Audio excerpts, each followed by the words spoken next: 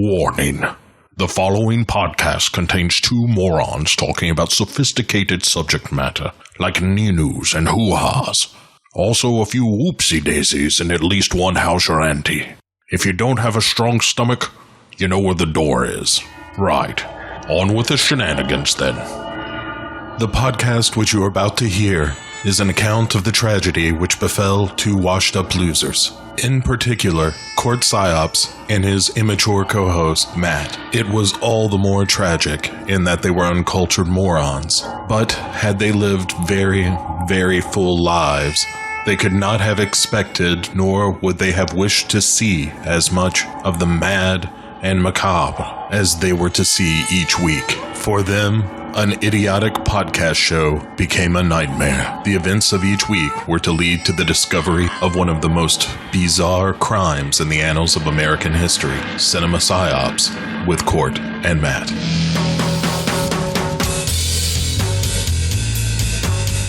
What is PSYOPS? PSYOPS, for psychological operations, is very simply the art of influencing how people feel and think, and ultimately how they behave and what they do. You don't have to defeat the enemy on the battlefield. It's better if you can convince the enemy to do what you want him to do without having to fight him. And that's really the intent behind PSYOPS, to convince people to do what you want them to do.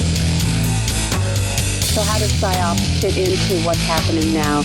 The 2 points I'd like to make with you and the audience is that, first and foremost, PSYOPS saves lives. The second thing I'd like to say, a lot of people have misconception about PSYOPS. They think it's something devious and brainwashing.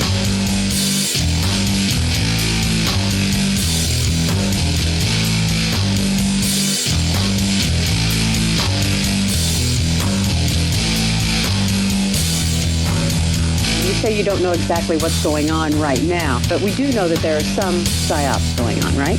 Ma'am, I don't know. Cinema PSYOPS. And I believe with all of my heart that it is a contributing factor to our juvenile delinquency of today. Why I believe that is because I know how it feels. I know what it does to you. Cinema PSYOPS. They think it's something devious and brainwashing.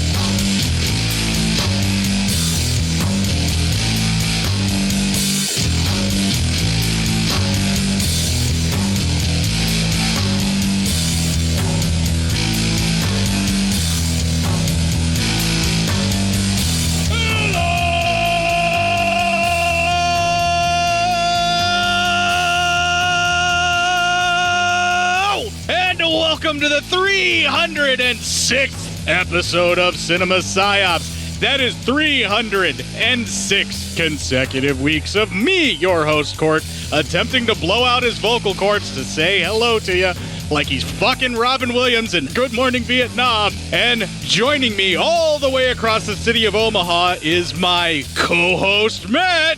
Hello, instead of Good Morning Vietnam, is it Hello Vietnam? Yeah, kind of. Good day, Vietnam. Well, I kind of talked about this to my wife, and she told me that I should probably tell everybody kind of why I started doing that. All right, so like every podcast that I used to love way back in the day, they had a little thing, and most podcasters to this day still do this, where they try to do their own specific special greeting thing to kind of bring in the show, and often when they do said things, they attempt to do it in such a way that it is memorable and unique to them specifically. And the one that always stuck in my head, and I think the reason that I decided to do this was the main man F13 of Cinema Diabolica, because he would start the show with like this bit of music that was just like this build up, riff or whatever it was, and then he would come in, and it was always like this big band swing, like where it felt like you were coming into a fucking good old fashioned talk show, And then he would come in and be like, hey, and I can't do it any fucking justice. But F13's fucking voice, right? yeah. I got an okay voice, but he's got the voice that I would fuck the devil for. That's not really that much of a stretch. I'd probably do that anyway. I was about to say, that sounds like you would do that just for like, a nutter bar. Perhaps, yeah, like another shake. Yeah, like, some more candy, please, devil. Right. So he was doing that, and then I've noticed other podcasters would have their own specific thing where they would try and start the show, and I was trying to think like, well, what could I do? What do I have? And what I have is the ability to shout for an extended period of time through the fact that I've been a rage monster since I was little. Why not use that? Shout with the devil. It's actually shout at the devil, but I'm more likely to shout with the devil. So you are correct there. You're accurate to me, but inaccurate to the song. So there you go. Yeah. Fuck, man. It's been a hell of a time for court, but I am going to soldier fucking through. Everybody that's on my Facebook knows. My Father's Day present this year was to find out that my cat is diabetic, and it's not something that's not behavior you usually see from a cat. No, it's actually a lot more common than you think. It's very genetic and things like that, where it just runs in certain breeds. The doctor reassured us that it was nothing that we did because my anxiety kept telling me it was all my fault, and still does. You don't want to need that in your life. So right. So, I was really, really bummed out. We're putting him on a treatment schedule, and I'm still really, really fucking bummed out. And I'm dropping out of character for a second just to kind of fucking just own it, and then I'll be right back in, and everybody will be fine. And you won't even believe that that's the transition when I'm going to do it. So anyway, all right. Shatner pause. That's going to get cut out. Nobody gives a shit. Do you want me to go to warp, or what are we doing around here? No. Number one, I order you to take a number two so I can make a Beavis and Butthead joke. Well, about goddamn time one of us is. Yeah, it only took us 306 episodes. Yeah. We gotta. I don't want to talk about it. This one. All right, so I was expecting significantly worse than what I got, but I was hoping for slightly better than what we got. Yeah, I get what you mean. I was both relieved and yet at the same time a little more disappointed. This film was like 90 minutes of edging with no promise of release. Yeah, there you go. That's the best way I could probably describe it as well. Yeah, and you have your thing where like the last couple of movies, and I'm not going to reveal mine just yet. I'm gonna hold it till the end of the review to give my synopsis as to what it is, unless there's a certain point where I've found out that I decided that that's this type of film. Like your thing was the first one was written by a film school kid. Oh yeah, and the second one was a dude on coke right out of film school, spending some of the budget on coke because that's how it was made. Yeah. The third one was like the doom metal stoner Hessian guy's version of a Texas Chainsaw Massacre movie in his head. Yeah. Pretty much. The fourth one was, I don't even know what the meth addict version of the film, like how a meth addict would describe what they think a Texas Chainsaw Massacre film is from the title alone, right? Yes, exactly. Okay, and then the remake was just a soulless corporate rehashing, like, attempt at gaining a name recognition dollar, and that was it. And then Texas Chainsaw Massacre, the beginning was attempting to explain the things we fucked up before while actually milking you for more dollars. In my book, like from that same soulless corporation. Now, I have my theory as to what this one is, but I want to hold off on it because for the folks at home that are not going to watch this, but are going to listen to our review, I need them to understand not what Texas Chainsaw Massacre 3D is like. I need them to understand that what I did for them, and that is what Texas Chainsaw Massacre 3D was like for me. To endure in the frame of mind that I wanted to give everybody, right? Yeah. Like, I'm really trying to put on my game face. So if I seem slightly more harsh than I need to be about this film, Matt, I'm going to ask you to rein me in. All right. But I have a feeling that I may still be reining you in. Possibly. I don't know about being reined in, as it were, as much as I feel like we could have done more. I'm like almost like a parent. I'm not mad. I'm just disappointed. Oh, it's funny that you say that as a parent, it makes you not mad, but, just slightly disappointed because this is right after Father's Day. Yes. And we delayed our recording one day because of Father's Day. Because of Father's Day. Yeah. I'm not mad. I am just disappointed. You could have done so much more, Slugger. You want to try again? Yeah. I mean, I really thought you had something there, and now you don't. All right, I think we've beat around the bush enough and padded out the front end of this episode. We got 3 fucking pieces of feedback in this week, and I'm super stoked about it. And thank you, everyone that knows that they got it in. And, one person got it in by virtue of the fact that we were recording late because I'm giving my cat insulin shots and Matt's just running late doing shots. Yeah, well, I'm not doing shots. I ingest them on orders from my neurophys. This'll keep it quiet. Oh, hi there. I didn't see you. You caught me cutting a new show. I'm Bo Ransdell, and I'm one of the many creators you can find on Legion Podcasts. I said quiet! My fellow podcasters and I work hard to bring you the best in horror podcasting. but that comes at a cost. Wouldst thou like to live deliciously? Not that, but also yes. No, what I'm getting at is that there are server costs, costs for good microphones and software for editing, all the things that make our shows, fun to listen to. And you can help.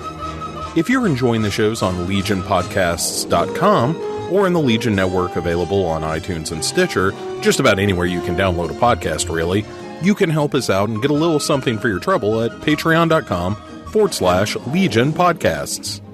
For just $2 a month, you get a pair of movie commentaries exclusive to Patreon, and for $5, you can also join us for a monthly screening of a movie. All of that available on patreon.com/Legion Podcasts. We appreciate it, and thank you for listening. Now, back to the cutting room.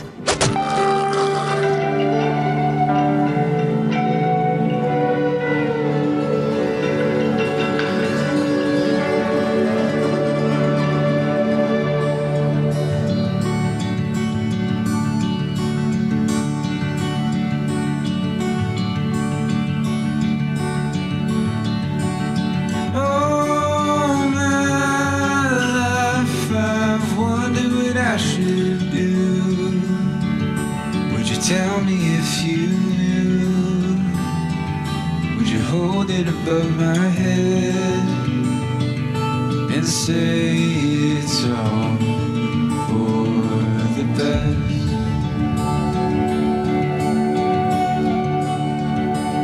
No, my life I've wondered what I should say.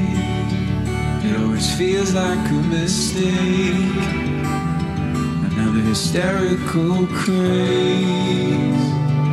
I'm getting less brave by the day. All right, so in the category of, man, that was a really good Tri-Slugger, but I'm a little disappointed in some of the choices that you made. Texas Chainsaw 3D or Texas Chainsaw 2013, because they want you to ignore that it was a 3D ploy. Yeah. But I'm not going to let them forget. This is Texas Chainsaw. No. 3D. There's definitely some shit that had 3D elements in that. Right. So they need to own up to it and call it Texas Chainsaw 3D. Yeah, that's fine. Okay. But one of the things that they didn't learn from past mistakes in the franchise was to feature a song that I just played. For everyone that is on the Legion Patreon feed, the song that I just played is actually the song that you're going to hear in this trailer. If you're on the main feed, you're still going to hear it in the trailer. But they did the exact same thing that the Texas Chainsaw remake did. They hung the emotional balance on such gentle and beautiful music, contrasted with such horrific images in the trailer, then didn't include that song with any kind of humanity invoking moment, like the heroine stands up and starts trying to walk away, or you know what I mean, and is kind of losing it, but this is the moment where you feel like maybe she's going to be okay. Like you give them a moment like that where your final girl is doing that, anything, but no, neither one of them featured it in the trailer to get you hooked and thinking that you're going to have some kind of a moment like that and trick you into feeling like maybe there will be actual emotions in this film, unlike the previous entries in the series that have been post 20-aughts and possibly even the 90s. But no, that's all spoiled, so enjoy what you get of this song once again in the trailer. The beast in me. So do you know anything about this place? Just the address. It's caged by frail and fragile bars. Wow. Restless by day and by night, rants and rages. Look like Granny likes to play a little pool. What exactly did Granny do for a living? I have no idea. I just learned about her yesterday. The beast in me. God help the beast in me.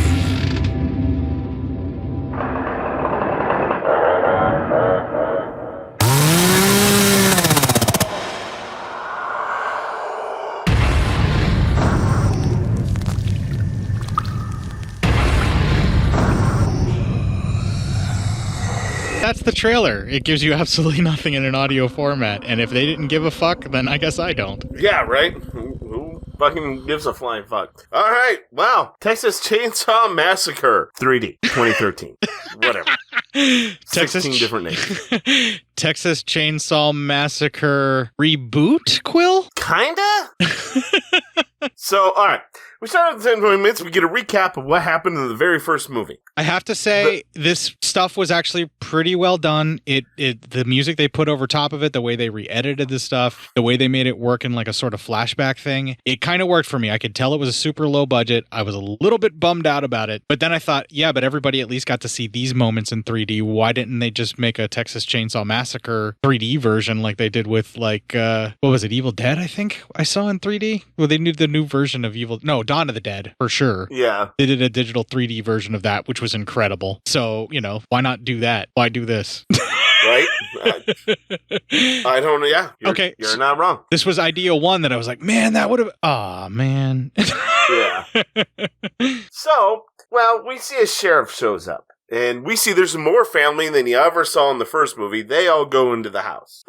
Drayton's in there, and then the actor who they got to play Drayton, I guess, did all right. That's the dude who played Chop Top. Is it? Yeah. Huh. That's Bill Moseley. That's the guy who played Chop Top. Is that Bill Moseley? God, he never looks like the same person twice. He has to act through tons of makeup, but that's why he can be as broad as what he needs to be. I guarantee you've seen him in another movie. Oh, yeah? He was one of the main Deadites. Whenever the guy comes riding up and says, "My lord," we have them cornered on all fronts or something like that.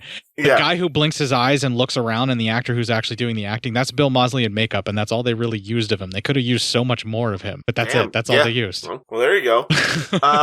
There you go. So anyway, the sheriff, he's calling out to the house. Drayton says that Leatherface or Junior or the boy, he was only protecting the house and they didn't really know what he was doing. Well, the rest of the family tells him to go ahead and send the boy out. The boy's always been slow, as they put it.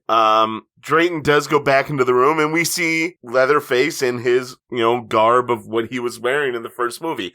I, again, thought actually that was actually pretty cool. I was like, this is kind of cool. They're kind of sticking to things. The mask that they were using, it did look similar to the other mask, but they changed it ever so slightly and it looked kind of rubbery and fake, and it looked like the kind of Texas Chainsaw Massacre 1 mask that you could have bought in a store, like during Halloween, to me. Okay. All right. And you know what? I'm not, I don't have the, look on that like you do. I don't have the eagle eye. I just thought this was pretty cool. And I'm like, well, this is kind of something else. They're kind of going back. Now I'm like, well, they've added so many more family members that, I just don't see all being a part of this family, but oh well, we're moving on. Right. Like the excessive amount of family that's about to die, what they are essentially doing is they are trying to gaslight us about how the first movie ended. Yes. They're trying to gaslight us about how this family actually is. Kind of. You know what? This entire movie is a gaslight. We all got gaslit for an hour and a half. Okay. I want everyone to know that. Okay. Well, that covers a big swath of some of my complaints.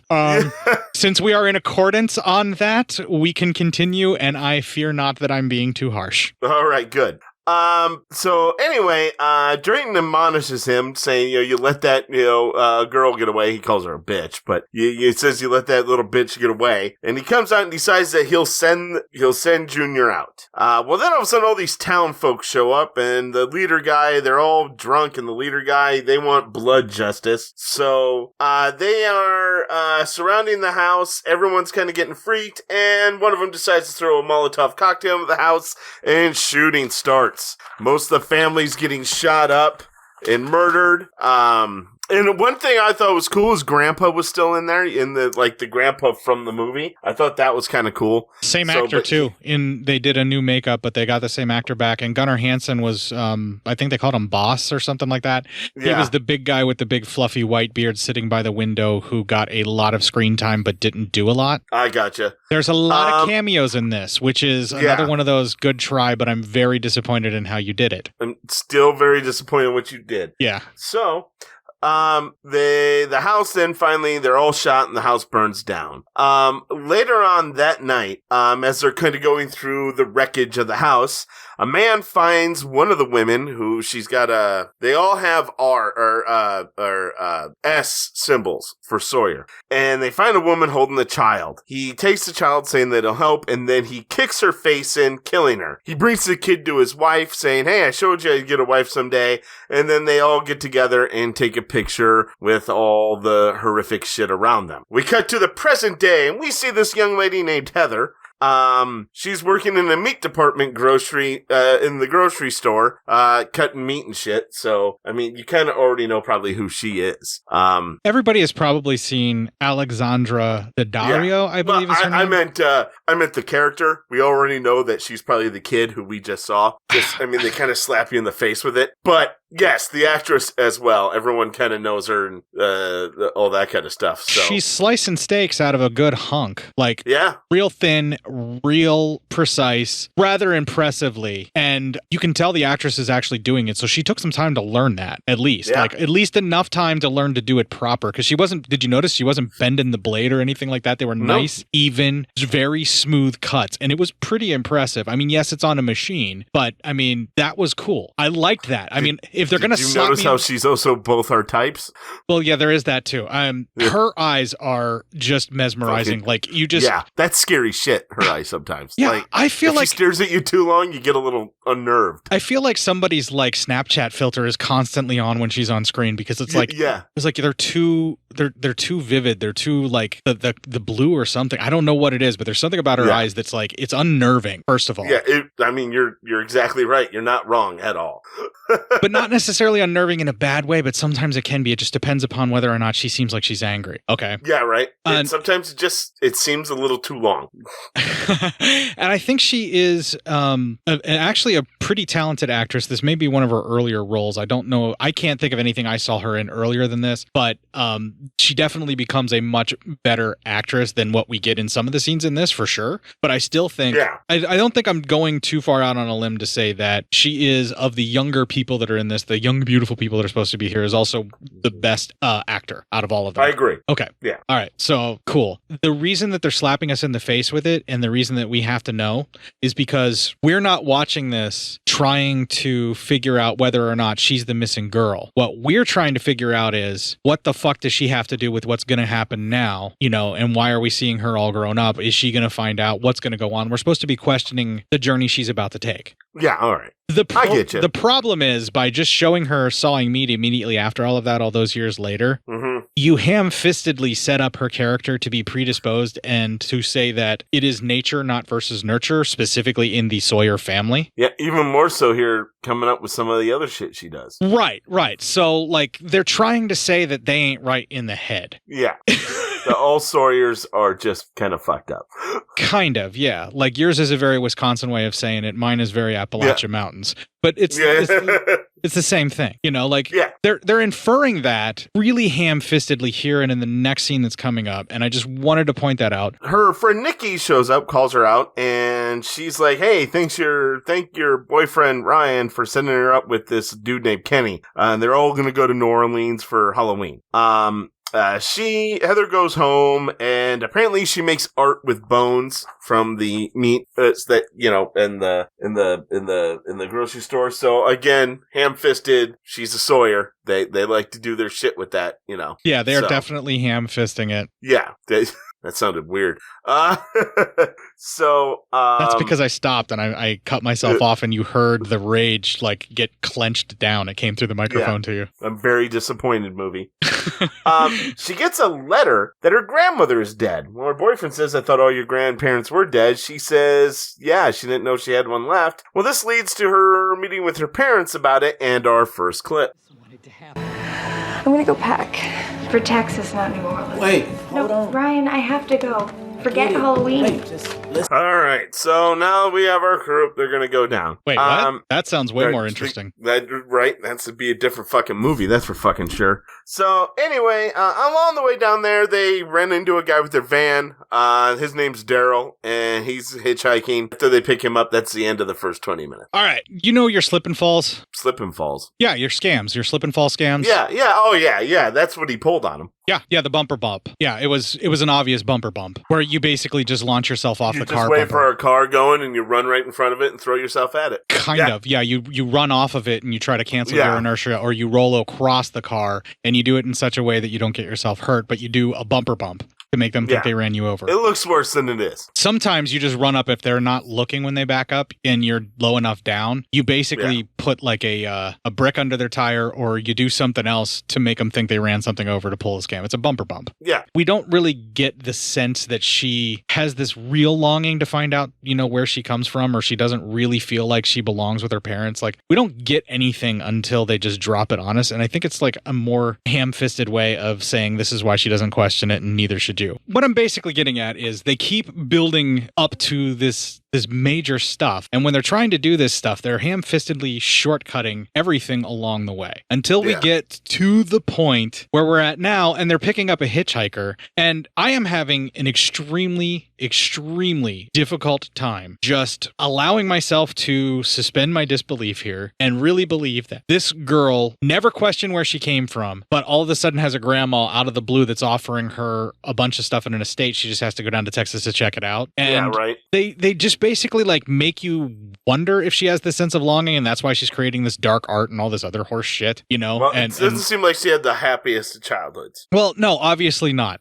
Something really bad happened to this poor girl, and that family is fucking gross. She just had shit parents. Yeah, and that's what it is. I said it while we were recording, listening to the clip, but immediately it's Devil's Rejects, man. This is another like something that was influenced by you is now being absorbed into your franchise, which is not a good move for a movie. No, man, you have to be innovative, not take an element of something that you've already done in your franchise. I seriously thought I was watching a fucking Rob Zombie movie in that trailer. Yeah. I really did. I thought it was a Rob Zombie movie. It was this way whole too movie. close I thought to I was like watching a Rob Zombie movie. Okay, well, I was getting a different sense, but it wasn't quite there yet. All right. Yeah. I was just kind of like, this doesn't. It doesn't feel like an actual movie to me yet. Right. It still doesn't feel like an actual movie, and there's not really a real cohesive story. We're just being shown a montage of imagery, and you infer whatever you want out of that, and they're just hoping that we're 100% distracted by how gorgeous our ingenue here is. Yeah, and like I'm saying, the last two movies have felt like Rob Zombie movies. And then third, you're right, this doesn't feel like a movie as much as it feels like, you remember like Tales from the Crypt or a Freddy's, little horror nightmare show. That's what it feels like right now. Oh, okay. So what you're saying is a sort of tongue-in-cheek, comedy-bent horror show. Or like a little 30-minute horror short that you would see on Tales from the Crypt. Oh, that's so kind of what I feel like right now. Oh, so it doesn't feel like a grand stage of anything. Okay, so this is like a 1990s Tales from the Crypt version of Texas Chainsaw Massacre for you? Yeah. Exactly. Okay, you know what? If I was thinking that in my head, I'd be like, oh man, that's kind of disappointing. But I would still be having fun with it because it's not I wouldn't say that this isn't all that much worse than the Bordello of Blood, Tales from the Crypt movie. And like I'm saying, if it was an actual Tales from the Crypt, I probably wouldn't be disappointed. But the fact that I know this is supposed to be Texas Chainsaw Massacre in a full movie, I am. Well, and both Kim Hinkle, I'm disappointed. Both Kim Hinkle and Tobey Hooper were executive producers. I don't know how much power that is, or if they just got checks at the executive producer level, if you know what I'm saying. Yeah. For the money back, or if or how much control they had over this, or how much say they had in it. But I would say that it definitely contains some of the more out there ideas of both Texas Chainsaw Massacre Next Generation and some of the more out there ideas of Texas Chainsaw 2, where they're trying to just kind of pick up from the original and see if they can start it again. But they're also reframing it, which is something that we need to talk about. The gaslighting shit in this is real. They need us to believe that a clearly no older than 25-year-old girl, and she says she's 25 in the film, right? Yeah, was born in 1971. Born before I was born. Yeah, was born somewhere in the 70s, but also in 2013, Matt, she is 25. How is that possible? There's not. So that means they've either changed the year of when the first movie happened, but everyone looked like it was the 70s. Just saying. Did you see the date of death on each of the tombstones? That I've missed. Okay. I do admit. It is the 73. 1973 is when that fire happened. 25. Okay, so good. She would be like 39 I wasn't the only one bothered years. by that.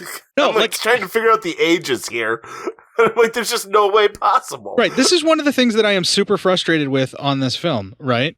Yeah. All right. So let's play devil's advocate, and let's say it's 1973. In 2013, if she was born in 1973. If that was her first year of birth, she would have been 39, maybe 40 years old at the start of this film in 2013. Yeah. And then anybody else who survived, we're going to have to figure out their ages that they survived this Texas Chainsaw Family massacre. Yeah. I guess that's what you would call it. But she does not look like, there is no way in hell, and she says she's 25. So there's no way in hell that a 39/40-year-old can possibly be convinced that they are young enough to be 25. No one looks that good. Well, Paul Rudd. Okay, fuck, I'm wrong. So maybe she's like Paul Rudd. Yeah. But here's my thing. And we know, like, then, some people could be like, oh, well, we don't know if it's 2013 just because that's when the movie came out. No, the technology we see later on in this movie expressly says it's 2013. I think there's even a date here and there on something that you see where it does say that, yes, this is 2013. This is 40 years later, yet somehow she's 25. What the fuck are you thinking? I don't think they were. I think they were like, hey, look, let's get 4 pretty kids and let a big guy cut them up. Okay, how about this? They needed to have it be the same woman, but what they should have fucking done, what they totally should have fucking done, was the signifying mark on the baby. That's the Sawyer S. We see it later on our heroine character, or our main protagonist female character, and Heather. Yeah, what they should have done is the burn that's on Heather. Heather should have been the daughter of the original woman who was taken as a baby. She should have grown up. This should have been her daughter, and her daughter got the S tattooed on her because her mom had that scar, and it's like not necessarily like a memory thing, but just like so they matched. It was a thing that she always used to do when she was a little girl. Something, anything, and then you totally explain why we're dealing with a 26-year-old or a 25-year-old, because 40 is old enough to have a 25-year-old around that time frame in the 70s, particularly, and stop me if I'm getting a little too brash, if she was raised by the kind of people that she was raised by, because he didn't seem like he respected her as a person, if you know what I mean, and I think you do. I think I do. They wanted to hint at this kind of stuff. They wanted to half-heartedly, ham-fistedly set it up, and like, I like the ideas of what they're trying to lay down, but the approach is like, just fucking take it. Yeah. Just believe it, okay? Just shut up. It's a fucking movie. Let's have fun.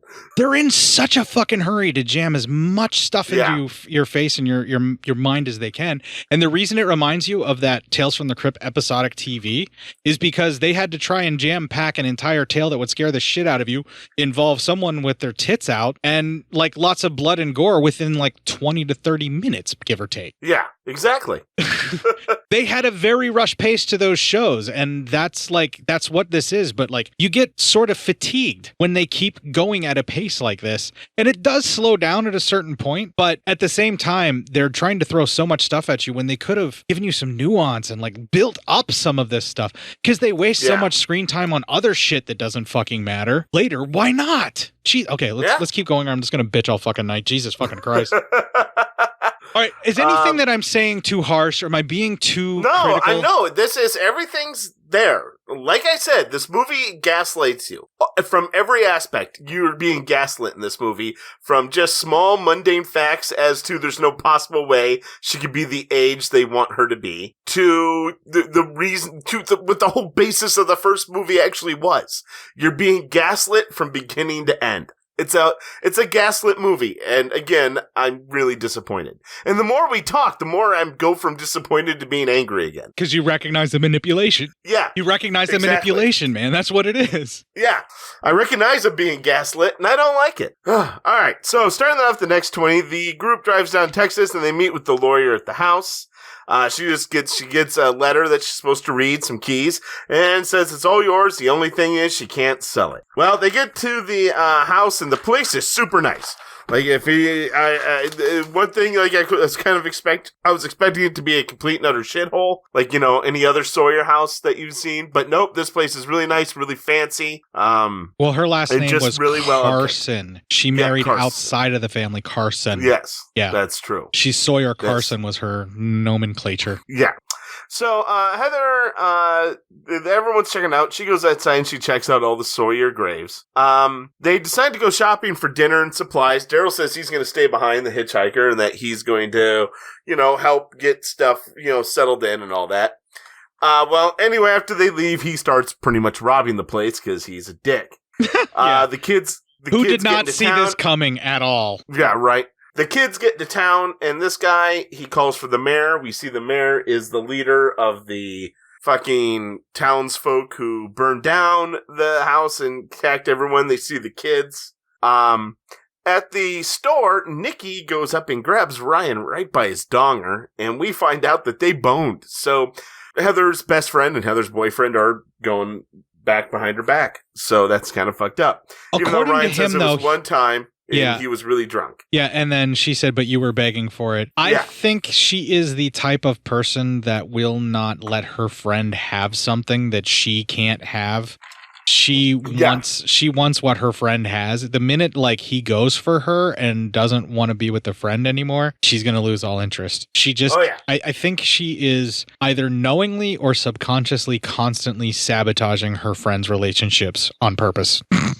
Agreed. Yes. Well, Daryl's going through and he finds what is like a butler's room. And he's taking stuff in there and he finds another door. There he finds stairs and he goes downstairs and it looks like it's a wine room, but then there's a big metal door. He keeps trying to get it up, kicking it, trying to get it up, and all of a sudden Leatherface busts out and starts hammering him in the face and killing him. That effect was actually really cool. It looked fucking great. The way they shot it was quite surprising. I was like, ew, man, that's kind of fucking gross. So I was like, well done, movie. And again, this is where I was like, well, I'm just disappointed about other things. But I can see you're trying in some areas until I think about all the gaslighting. I imagine that seeing this sequence in 3D probably would have popped me. I would have popped hard when Leatherface came out of there in 3D like that. I think it would have worked. And I can see where, that they were trying. You know what I mean? Like, I can see where like they had it set up and they were using 3D to its best effect. And I do have to comment, this version of the Leatherface mask, if he has been in seclusion and the person that has been keeping him, apparently the grandmother until her death, has been keeping him here, this particular mask is believable to me to be 40 years old. This makes sense. Yeah, it's not that fresh of flesh. It does not look that great. It's kind of falling apart, and he's clearly repaired it in a few spots or patched it or whatever. But not roughly. He's taken time and crafted it and stuff. It looks pretty cool. I like it. They do some stuff with it later on that I just don't get. But maybe it's just to do the gross out factor. But I don't know.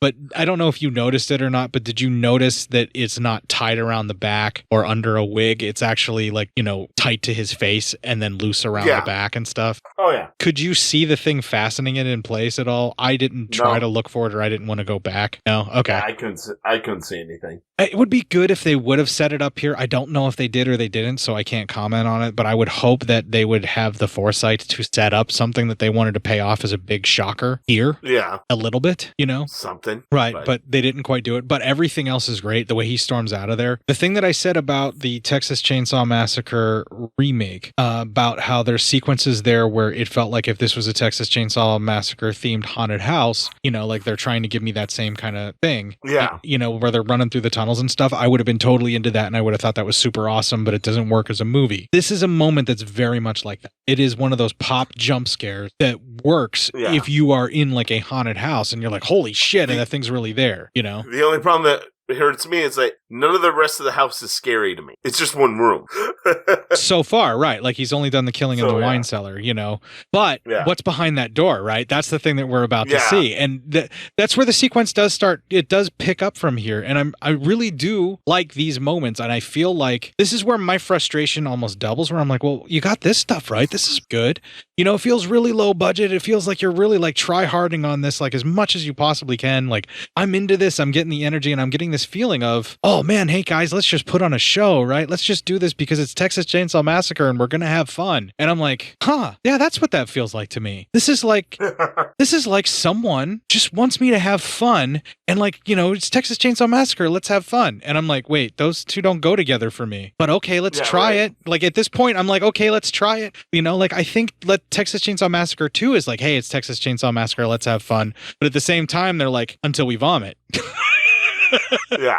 You know, like until it gets gross, you know, or something like that. But like this film is just, its tone's super uneven. And I totally get what you're saying about the last 20-minute mark where it felt like Tales from the Crypt in 20-minute segments and stuff. And that's where we're at. That's what this film is doing right now. Let's just have fun. And they don't go together. It doesn't work like that. Yeah.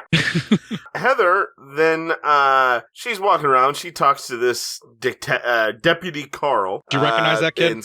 No. That's Clint Eastwood's fucking son, man. That's Clint Eastwood's son? Yeah. Fucking A. All right, good for him. And the mayor comes over, and the mayor finds out where they're staying. He says he wants the house from her, and she says thanks, but no thanks. She wants to keep the house, and drives away. Back at the house, they find the plane ransacked, and the keys are gone. And they're kind of pissed, but she's pissed, but then her friends say, but, you know, so if you took some trinkets, you have this house. And they decide they get the party going. Well, we cut to Kenny's making them, yeah, right. Well, Kenny's making them all some dinner and finds the butler room. Well, then he sees the downstairs and he sees that the keys are down there. So he goes down there and then he sees a pool of blood. Then Leatherface chases him. He runs away, but Leatherface hooks him in the back and drags him downstairs. We see Heather is checking out some family pictures, and they all have this. All the women are wearing the Sawyer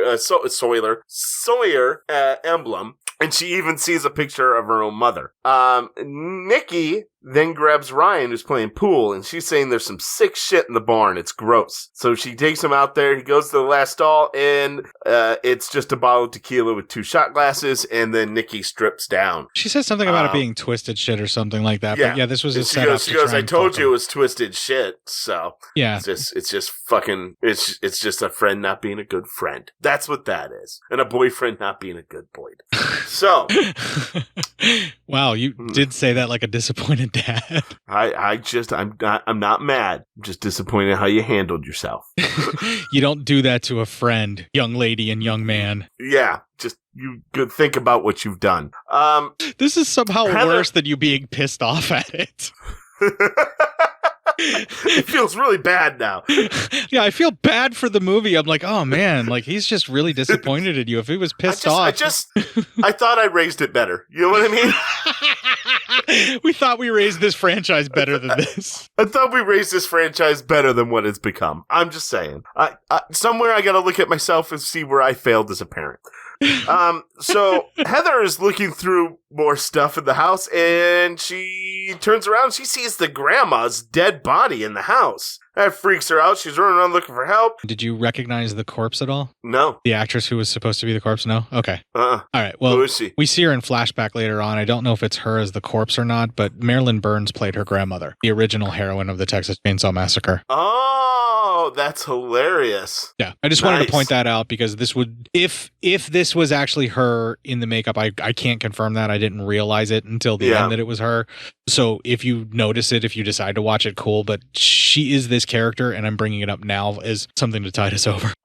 She's running around looking for help, and she finds Leatherface in the kitchen chopping some fingers, and he knocks her out, and that's the end of that 20 minutes. All right, I kind of said some of the stuff that I wanted to say, but I just want to point out that all the stuff where Leatherface starts hunting the kids, this very much fits with your 20 minutes, like where we just got to go, because all the deaths start happening in rapid succession, and there's a whole lot of time with them partying or shopping or driving and goofing off that we probably could have montaged our way through to some fucking music. Like, for instance, we got sort of that where they played The Hand of the Almighty by J.R.R. Butler, which is a sort of folk country music comedian type guy. And I really love the song that they chose, The Hand of the Almighty. I've played that song on this show before, and I thought I had recognized that song. Yeah, so. and I will play it again. And so when that song played on the road trip on the way down, I was really into that. I thought that was fucking cool.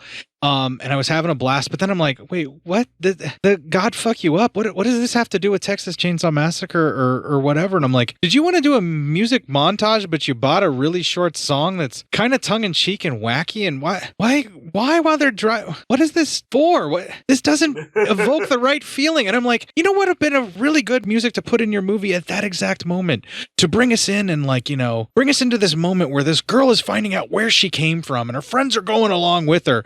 And And so is this guy who is a hitchhiker and is clearly some kind of a fucking creep, and you should have never fucking picked him up, and it's a stupid fucking decision. But never mind that. It's 2013. Why are you picking up hitchhikers? Right. No one does that anymore. It's not a thing. But never mind all of that, right? Never mind all of that. You pick Hand of the Almighty, talking about how God's gonna fuck you up at the exact wrong time. The moment where all these people are going on this journey of self-discovery is when you play the fucking song that you played in the fucking trailer. Because we're about to find out about the beast in our main character that we're following.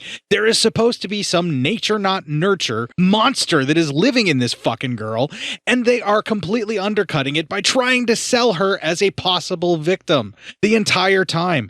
They need to not do that. They need to have her be less shocked about some of the stuff that is happening. They need to have her be a little bit stronger. They have her waffling back and forth and just like flip-flopping here and there, and they can't make up their minds as to whether she's dark or whether this film is going to be like dark or we're going to have fun while we're doing this. And they're jumping around way too goddamn much. The tone is like so completely uneven. And then they go and they pull this stuff where they get the horror right, and they nail like however long that sequence is, like 6-7 minutes of like good solid stuff that feels very much Texas Chainsaw Massacre to me, you know, and has the tone that they should be having for the story of a family apparently that was burned alive with only 2 remaining members that have to get revenge, basically is what you're trying to sell me.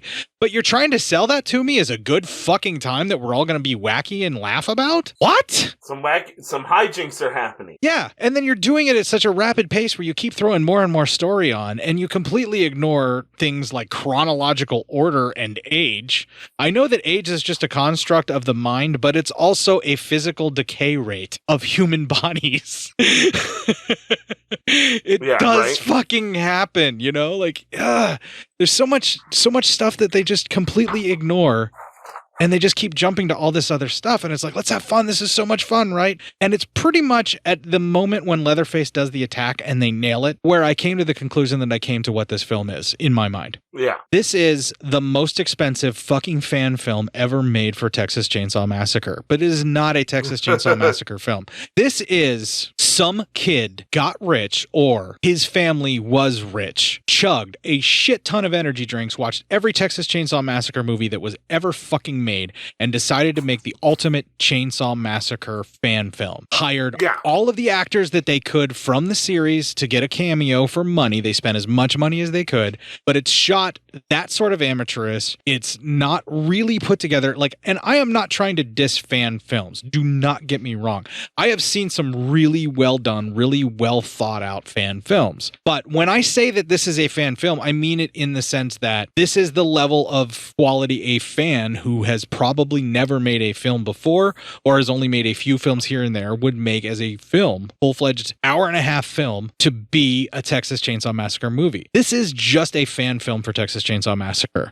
That's why they're ignoring all these other story details that don't fucking matter to them. They're just throwing out all these amazing ideas that they can come up with to like do a spin on the Texas Chainsaw Massacre and do their own sort of tale based around the same thing, reuse some of the same footage. This is like, I've seen a ton of fucking fan films like this, you know? Like, I've seen a ton of them. I've watched a bunch.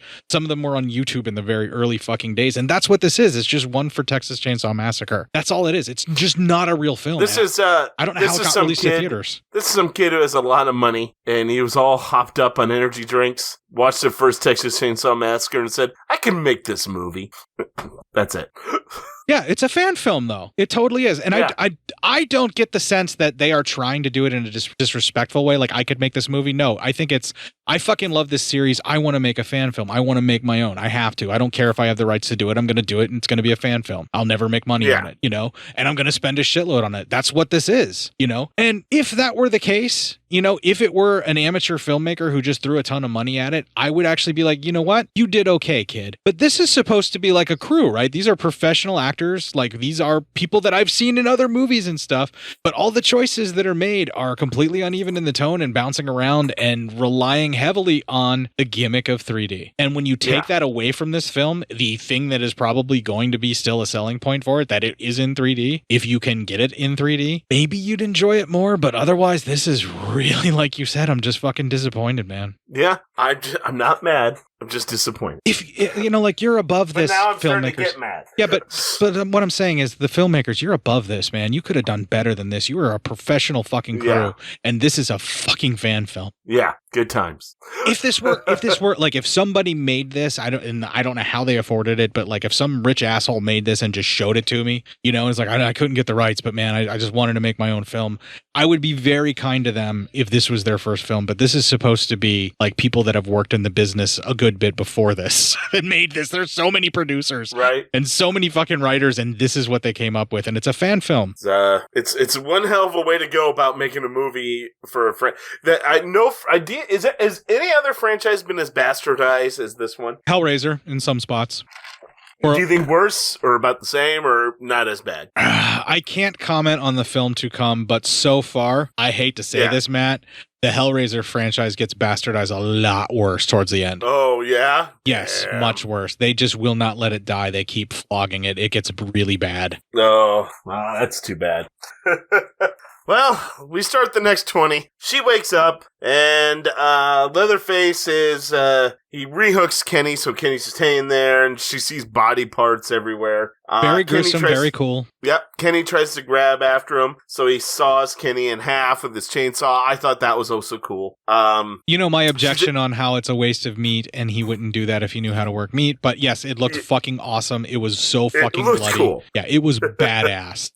Yeah, agreed. Well, she runs away, and she goes outside, and she sees Grandma's grave, of course, all dug up, so she hides in the coffin. Well, Chainsaw, he knows she's in there. Leatherface knows she's in there. So he starts chainsawing. You see the chainsaw come through, should be the 3D effect there. Then we see Ryan and Nikki they hear a commotion, come running out of the barn. They have obviously been having sex. And they see him, and they actually start yelling at him. So he starts coming after them. They lock themselves in the barn. Nikki grabs a gun and shoots at him. Well, he kind of goes away, and then Heather pulls up in the van, and they all get in, and they fucking drive off. Ryan is behind the wheel, and he's kind of an idiot driver. He's a little bit too panicky for his own good. Instead of letting Heather open up the gates, he tries to run into them. The gates are super tough. This breaks down the van. Finally, the gates open. He's finally able to get the van started. Right as Leatherface is coming, he pulls out into the street, and because he guns it too much, he kills the van again. They're not able to take off until Leatherface puts a hole into their tire, which causes the van, when they go to flip, it crashes. He cut the rim a little bit, too, so the rim probably maybe exploded or popped or got caught in the pavement, and that's what threw it. Yeah. Like, he's practiced that. Like, he's gotten real good. Real good at using that chainsaw. Yeah, this particular Leatherface is really good at, like, being focused and hamstringing people, and, like, he's clearly felt guilt for what's happened to his family, which is supposedly his fault, which we've been gaslit into believe that that's the case. Yeah. So, as he walks up, the girls are kind of crashed in there in the van. Ryan was killed in the wreck, so Ryan is now gone. He kind of gets in, he's chainsawing the inside. He kind of cuts Nikki a little bit, but Heather gets out, gets his attention, makes him chase her, and she runs. She runs to the Halloween fair, or whatever they're having there in this town. She's running through all these people as he chases her with his chainsaw. I have no idea. Her chase scenes with him kind of bother me, because she's in a crowd of people. She could instantly lose him if she just runs straight. And not even like she doesn't even ask people for help. She tells them to call the sheriff and to get out of her way. Because he was so confused and even got to staring down somebody else, she could have hid. He didn't have no idea where she went. Okay, you talked about everything that was wrong that I would have possibly complained with. I just want to point out one more thing. All right. The person with the saw face that had a chainsaw showdown with Leatherface and then ran and backed off, was that like a Wes Craven / Sam Raimi wink back and forth at each other that started with Evil Dead? I think so. Yeah. Okay, I just wanted to make sure. She actually runs towards a Ferris wheel, jumps on it, and some guy helps by holding her, up, and she goes all the way around on the Ferris wheel, comes down, and right as it looks like Leatherface is going to get her, well, the deputy shows up, and Leatherface throws the chainsaw, which, is for 3D audiences, and then runs away. We end up back at the station. The chief shows up, same chief as we had at the beginning of the movie, and that is our next clip. Hi. But plot protection sure does.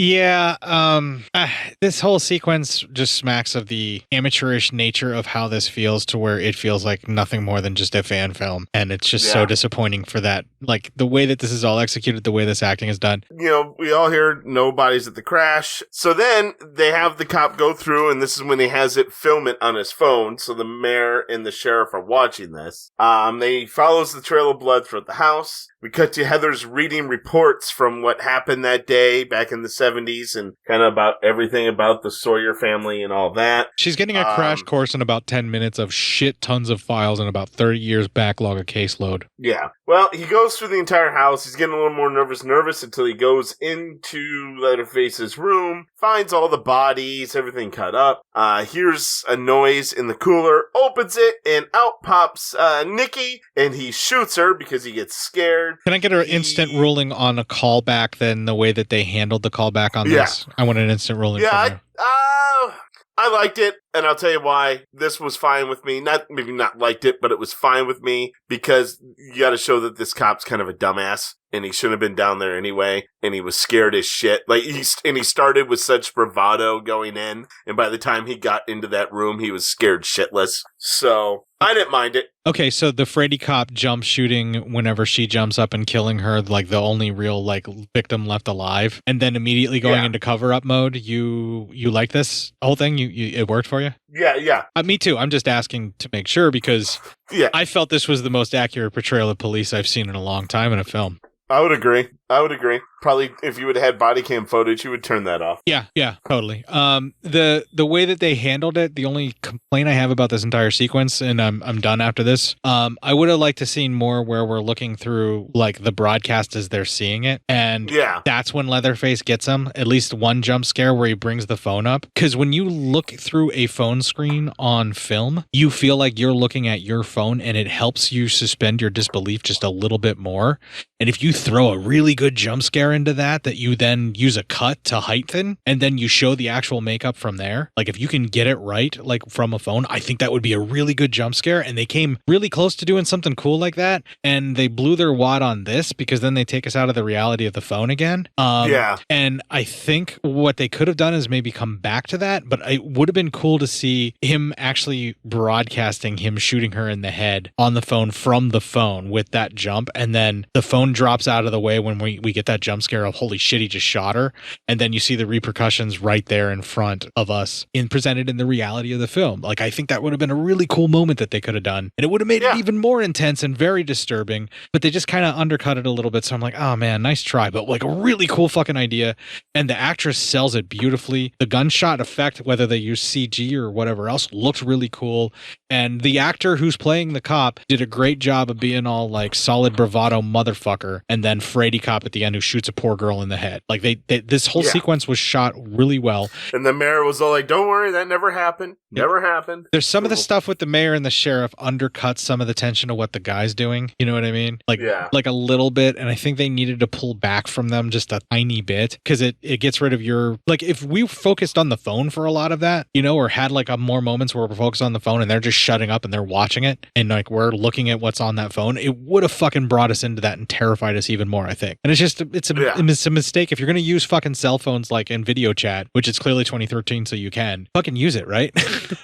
Yeah, exactly, right? Fucking do something with it. All right, that's the only thing that I wanted to say, but I really think it was a great sequence. I just feel like they could have pulled more off, is all I'm saying. Yeah. So, he leaves. He just, scatters up the stairs. He's getting ready to leave, and in the butler's room, he is attacked by Leatherface and gets hacked up by an axe. Lots of screaming and shit, so, he deserved that because he was kind of a bitch. And that actually ends that 20 minutes before we go into our final 30. Okay, I said just about everything that I needed to say. This is not one that I can wait for the 20-minute mark, so you have to do the notes and try and rein me in, so you need anything that you need to say additionally? Nope. I'm good now, so we're good. Okay. Again, there's so much stuff, and I feel like we're in alignment for our feelings on this, and that's why we're not really adding a lot, because the other person has said it pretty eloquently. We just maybe... Yeah, I mean, you kind of put it all together there with that scene. Yeah. I just kind of said, it did work for me, only because it was fun to see that kind of stuff. So, and it was a respite from everything else that was kind of a disappointment. They pull something like that in a haunted house where they can do like an exploding brain dummy that looks like, and you walk past, like a cop's supposed to be leading you through, then he shoots somebody and freaks out and leaves you there as part of the scene or something. That would be kind of cool. You know, that would be cool. It'd be very terrifying too. But like in the movie, it kind of works, but they didn't make it cinematic enough. They just kind of made it sort of nuts and bolts, and it feels like old 90s TV, Tales from the Crypt style, where it's very, very knowingly like trying to move campy. along with the Yeah, we're very much aligned on this, so I feel like we're being very fair. And like I wanted to say like I was angry, but I was just so frustrated watching it. You know, like that's the thing is it has all these wonderful moments that could have been so much more. The sequence with the I didn't talk about it, but the sequence with the fucking Ferris wheel where she's like, you know, running from him. That was a cool sequence. And she's up on the Ferris wheel to like get away from him because she's panicking. She doesn't know what else to do. And it was believable because you're like, okay, she doesn't have that much arm strength, hold the body up, but you see a guy's arm, she's onto a cart, and a guy's trying to hold on to help her. Yeah, because he doesn't want her to fall. On one of the carts. Yeah, once she gets to a certain point, he doesn't want her to fall. Yeah, and so, and then like when it gets to the top, she even kind of, her feet hit another part, so it gives her respite. It makes actual sense. Could something like that happen in real life? Probably not.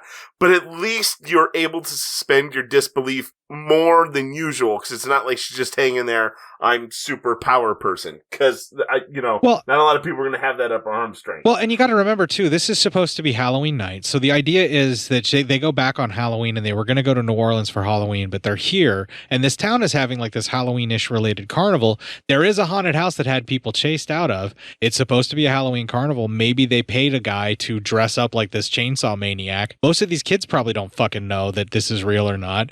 Maybe this is a hired stunt person who's supposed to do this. This is the town's dirty secret, so... Yeah, and, you know... No one knows about this. Right, so, like, this could be part of the show. If I were at a Halloween carnival, and there's a bunch of, like, weird people running around screaming, chasing people with chainsaws, I would automatically assume that was part of this, you know, Halloween-ish carnival with all these haunted houses that I was a part of. I would just think it was okay.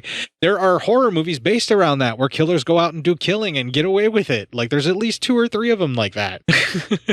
Around this season and in a park like this. So I kind of was I was giving it a shot. I'm like, okay, you could have explained that a little better, where like some people were taking photos and they didn't know if it was real or not, and then like maybe it turns out it's real, so then everybody's running from him because they're fucking terrified, but then they realize he only wants her, which is really weird. You think he'd be like trying to slaughter everyone in sight. Yeah, and I kind of want that does help with that tunnel vision that he's just trying to prevent her from escaping. Right, and I kind of get that, but they're doing it really ham-fistedly, and I kind of wonder, like, is everyone that sees him now, is he going to have to kill them? Is that what's going to happen, or are they going to be able to successfully hide him again? Like, what's the plan here? What is it you're trying to get away with? And then it's just like, yeah, it's just cool to see him running around a chainsaw in a crowd, and I'm getting Jason Takes Manhattan vibes, and it's kind of disappointing. But then they do the Ferris wheel stuff, and I'm like, oh, that's a really cool idea. And I'm like, why not just have it to where people don't believe her? That would be so fucking horrifying. It would at least make what's about to happen more believable, you know? Something. Anything. But it's still cool. It's a fan film thing where it's like, hey, wouldn't it be cool if he, you know, chases her on a Ferris wheel and she has to climb up and all this stunts and danger? I'm like, yeah, that's kind of cool for a fan film. Yeah. All right. Well, starting off the final 30, well, Heather reads more about what happened to her family. Then the mayor, he goes to get her, but when he gets into the room, she's gone, and she has drawn murderers on one of the pictures of, you know, all the celebration picture. She instantly cares for a family that she never knew she had, that was slaughtered by people that she has never known because she met her cousin who murdered her friends. Yeah. What? I know. What?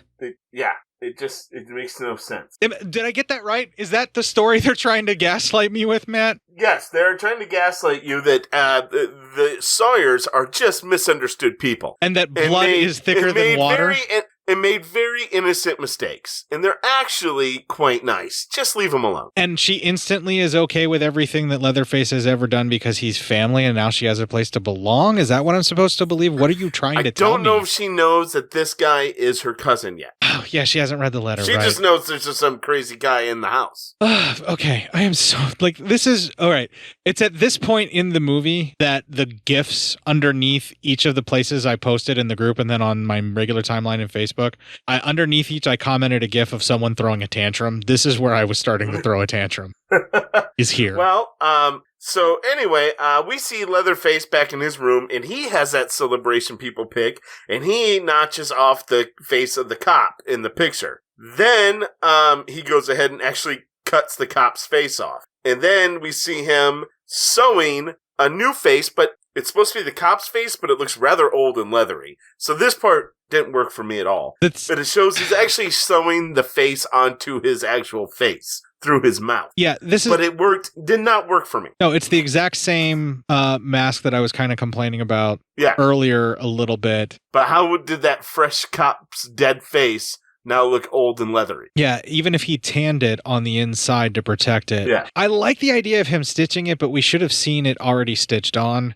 This could have worked for me if, we see him stitch the mask on right after killing one of the friends. He switches masks to a different mask because maybe it tears or something like that and he has to repair it. And then we see him stitch it. Like, I would have bought that stitching on that mask, but I do not buy that the face you cut off of the cop is the face that you're currently wearing because it looks exactly like the face that you just took off. Yeah, exactly. Yeah. I didn't get what they were doing with that, and I think it should have been used earlier. I thought I was going to get to see a cool new face, and then it's same old face, and I'm just disappointed. Well, this is the idea that I got in my head, and I'm like, he's cutting the cop's face off, and I'm like, oh my God, as he gets revenge on these people, he's wearing their faces, so the next one he gets sees the face of the person that helped him, a co-conspirator. I didn't even think of that, and that would be cool. Like, they're kind of hinting at it. I'm like, I want to give them the benefit of the doubt that that's what they were going to do, but then they completely undercut it by not having it look like the cop at all. Yeah, exactly. And it's very easy to get the general shape of the face to make me believe that that's kind of that cop's face without even having to take a full mold of it. You can do it. Yeah. You can do that. It is possible. It's just so frustrating. I don't know why they made this choice, and I think it's just, it belonged earlier in the film, and they just edited it in because he cut the cop's face off. But yeah, they just showed him storing it, and you never see him do anything but put another mask back on, and that doesn't make sense. Well, anyway, because if I talk about that anymore, I'm just not going to be disappointed and just be angry, because that just fucking frustrated the hell out of me. Nothing sucks more than getting your hopes up for something and then not, getting just massively disappointed. And that's kind of what this is doing every time. Yeah. It's like the promise of a hand job that just delivers blue balls. Yeah, right. It's just bad. Well, anyway, Heather meets with the lawyer, and that is our next clip. Why didn't you get you out of here? So they get out of the bar, and as she's running out, she gets hit by Ollie driving his car. He goes to grab her, but she's able to cut him in the face with a knife, and she runs. That cut looked good. That was done pretty decently. She finds Deputy Carl, and he says that he'll go ahead and take her back to her lawyer. He gets in the car, and there's driving, and drives right past the lawyer, who actually sees them. We find out the deputy calls the mayor, and we find out the mayor is his dad, and they're going to go ahead and take her to the slaughterhouse. The lawyer then runs to the sheriff, who has a tracker on all the cars and sees where he's going, and he knows exactly what's happening. Leatherface is hiding the cop car the cop he killed, and he overhears the mayor calling for that cop to meet them at the slaughterhouse because they have the girl. So, we see then the deputy ties up Heather, and she kind of fights, and her shirt comes undone. Okay. That was very poorly executed, and it was just an excuse to reveal the scar, but also to show her tits. Yes. Yeah, exactly. They could have done that much better, much better, but they did it in the most exploitative kind of sleazy way, and it was really poorly executed. Again, fan film level. Yeah, exactly. So then the deputy, he goes to wait outside. The mayor says, there's no place for a cop. And as he's waiting for his dad, the Leatherface shows up, and he's getting ready to kill her, but he sees the scar, and he takes the gag off her, starts screaming that she's his cousin, all that. So he is just kind of like, what the fuck? The mayor and Ollie show up. Leatherface is getting ready to cut her loose, but the mayor only started attacking him, and she's able to get away. She runs outside, she stops, she thinks about running, but then she decides to go back. Well, the two of them, they have Leatherface kind of a chain around his neck, and he's being dragged towards a meat grinder. Well, Heather kills Ollie using a pitchfork. Then she gives Leatherface his chainsaw, and he and the mayor kind of go at it, and they kind of fight back and forth. Come on, you can't ignore the worst fucking line in this entire franchise. Do your thing, cuz. Yeah, do your thing. Oh, I wanted to. No, God damn it! This is my tantrum moment too. Fuck. All right. She goes, "Do your thing, cuz." And she's all super excited to be a Sawyer now. She's talking like she's been a Sawyer forever, and that she's into all this town's blood feuds. So it's also like really her friends weren't fucking murdered by Leatherface 20 fucking minutes ago. Yeah, right. But I mean, really, the only one that you feel bad for is Kenny. It's like the other two weren't really her friends or her boyfriend because, I mean, they were fucking sleeping with each other behind her back. Right, but like the way to make us believe that she'd be okay with this is for her to find them and like see them fucking and then. Now, you know, she did get them in the bus or in the van. Like her boyfriend was shirtless. Yeah, she noticed it. She figured it out, but she didn't say anything. Like they should have made it more obvious that she knew what was happening so that when Leatherface does finally kill her, she's okay with it. We should have seen him. We should have seen her turn on her friend and abandon her friend and say, "Fuck you, you know." Here's what's even worse though. Leatherface didn't kill either one of the two. Yeah, the cop fucking killed her. Ryan. Yeah, he put her in the freezer. The only one he killed was the one kid who didn't do anything to anybody besides the thief, and that was Kenny. You're right. I felt that the only person you feel bad for in this movie is fucking Kenny. Yeah, he just took care of the bodies then. Well, he technically caused the car crash, so yes, he did kill them.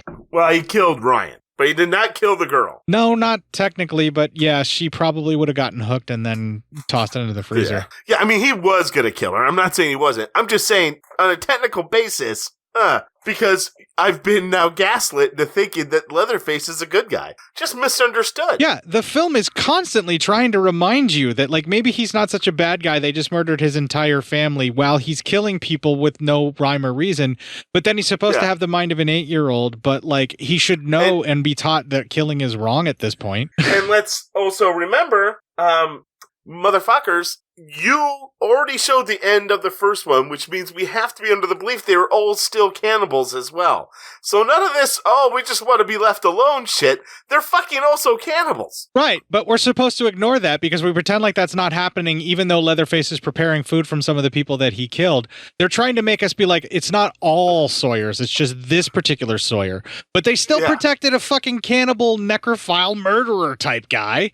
I mean, Jesus fucking Christ, it's like the most realistic portrayal of Ed Gein they could possibly get in a Leatherface here, you know, with this family, what they're really trying, and like everybody's sheltering him and protecting him, basically. Like that's what's going on, and it's just so badly done, and it's so fucking disappointing. And let's fucking pull the chain on this and get it over with. All right. Well, anyway, the sheriff shows up and he has his gun out, but she pleads for him not to shoot. Don't shoot. So the sheriff doesn't, and kind of even uses one of the mayor's old lines of, you know, hey, you know, what the good book says, eye for an eye. And so then Leatherface cuts the mayor's ankles. He gets dragged into the meat grinder in the worst fucking effect I've ever fucking seen in my life. Yeah, the CG in that was not good. I think they probably made it to be 3D, and the fact that it's not in 3D ruins it because it looks really fake when it's not in 3D. Or maybe it looks terrible in 3D as well. Shits. Yeah, it's terrible. Yeah. Either way, it's the drizzling shits. So, they both go home, and Leatherface and Heather, and she reads her grandmother's letter, and that's our final clip. Even though it's the House of Carson. Yeah. Well, she decides to stay, and she even takes his Leatherface's food plate away to go, of course, get him some more food, probably, and roll creds. But wait, no. Because we have a post-credit scene. Mom and Dad show up and talk about how much they're going to say they love her. And Dad says, even for this money, you know, I might actually mean it. And they're just going to use her. And then all of a sudden, they hear a chainsaw, Leatherface burst through the front door, and then roll credits.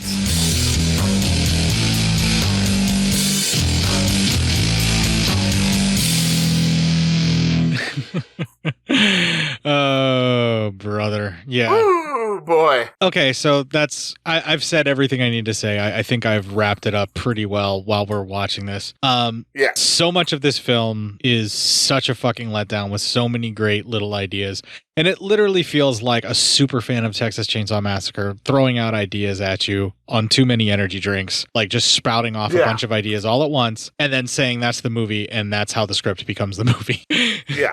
It's so distracted. It's so uninterested in making a coherent timeline or doing anything that really kind of works. It has so many fractured, interesting ideas and cool half-hearted attempts, and it just feels like this really like lackadaisical fan film that should not feel like that with that many producers and writers and all these people involved in it. It clearly was like a thought-out, planned film that is below the grade of most fan films that I've seen. It's rather disappointing in its final product. Right. Yeah, pretty much.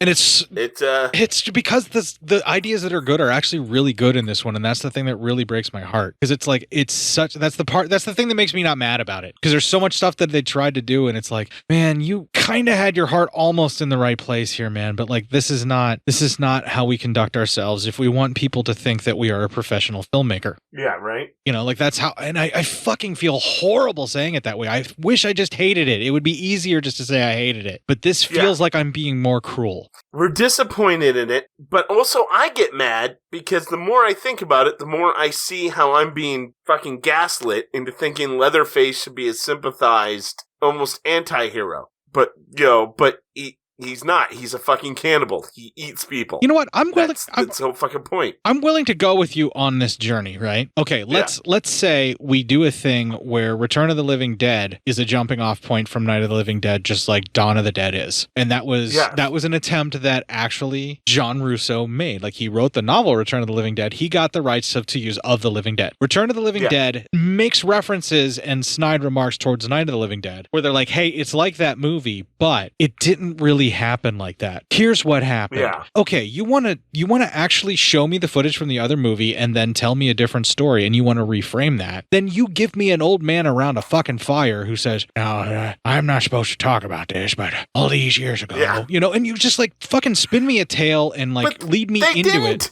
Yeah, something like, don't try and make me be like, no, what you thought you saw in this movie that we're clearly trying to remind you of is not what happened, and this is what happened. It is. It's a gaslighting exercise as a film, and that is extremely frustrating. And if it was intentional, that's awesome. But if it was completely unintentional, this film needs to really look at itself and wonder why it has to treat its audience like that. Right? It has to do some deep soul searching for the harm that it is causing us. Yeah. And okay, if you want to do the reimagining, the retelling of Texas, but don't use the end scene where everything's the fucking same. His leg looked awful great for getting chainsawed. Yeah, right? It worked awful great now. Like, and he's what, maybe, like, how young is Leatherface supposed to be 40 years ago when this film takes place, right? Yeah. I mean, he's still supposed to be fairly old. Right, but I mean, like, the ages don't match up. Nothing matches up in this movie. Yeah, but I'm thinking, like, Leatherface in 1973 couldn't have been any younger than, like, 16 or 17. Like, he had to be at least 15 to be that big and that mature and that built and that strong. He had to be at least in his later teens to be that big, you know, unless he shot up at 12. But I don't know many kids that shoot up and, like, you know, get that big that fast, but also fill out that way. They usually just become, like, beanpole tall and then fill out. You know, that takes another couple of years. You do one and then the other, you know, like, he looks like he's at least 15, 16, maybe. So, like, he's 56 when this film starts with a chainsaw wound on his leg that probably wasn't treated very well and possibly burns and a bunch of PTSD and trauma. And we're supposed to believe that he can outpace teenagers still. Like, what, does he train every day? Like, you know, right. But he never left the house before. Right. Does he just run up and down the hallway? We need to know why all of a sudden he's just all this amazing. Is it all adrenaline? Like, there's a bunch of stuff that they just expect us to just, like, believe could be possible and not think about. And it is. It's totally a gaslighting exercise. If you feel like someone is trying to reframe a relationship the way that this movie is trying to lead your attention away from something, you need to examine your relationship, folks, if it feels like watching Texas Chainsaw Massacre 3D. And that's all I got to fucking say. Let's stop. All right. We're going to play the Geek Radio Daily promo. We're going to have a little bit of music that was featured directly in Texas Chainsaw 3D, and we're really disappointed about that. And when we come back, we will have lots of feedback, which we are extremely happy for. Are you having trouble keeping up with the ebbs and flows of modern geekery? Is the real world holding you back from knowing what is happening in the geeky world? To answer these and other personal problems brought in by your friends, gaming group, and loved ones, Geek Radio Daily presents daily informational sessions brought to you by the wonderful Billy Flynn, the Flynnstress, and podcasting's Rich Siegfried. They contain such helpful segments as history, geek birthdays, box office results, the latest in DVD and Blu-ray, video game and comic releases. Why, they also have a Sweekly show hosted by the wonderful Billy Flynn and the Flynnstress, which includes interviews and commentary. And to make sure you are informed, Geek Radio Daily also provides you with your daily dose of geek news to make sure you know more than that jerk know-it-all Steve. Visit us at geekradiodaily.com. That's right, Geek Radio Daily. All the geek without the weight. Now available in fine Corinthian leather.